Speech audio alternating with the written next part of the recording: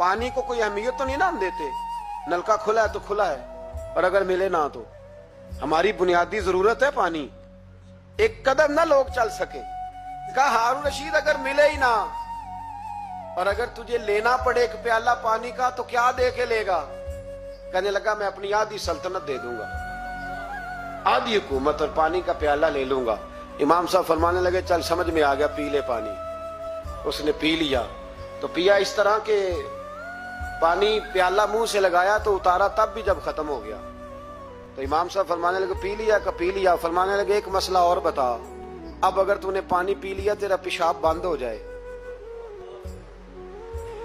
ये पानी पीने के बाद फिर पेशाब आना भी जरूरी है, अगर बंद हो जाए तो फिर क्या देगा?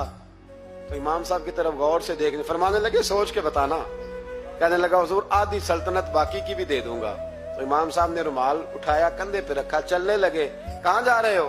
फरमाने लगे उस बादशाह के पास क्या बैठना जिसकी पूरी सल्तनत की कीमत पानी का एक प्याला है। एक प्याला पानी का अगर ना मिले तो आधी गई और पेशाब ना आए तो बाकी भी। कहने लगे तू किस सल्तनत की बातें करता है? कुल्लु मन अलैहा, हर चीज। अब यकीन करें हमारे पास को बंदा बैठ जाए ना तो हम उसे हिलने ना दें, हम उसे कहें तू तुझे पता ही नहीं असल बादशाह मैं ही हूं।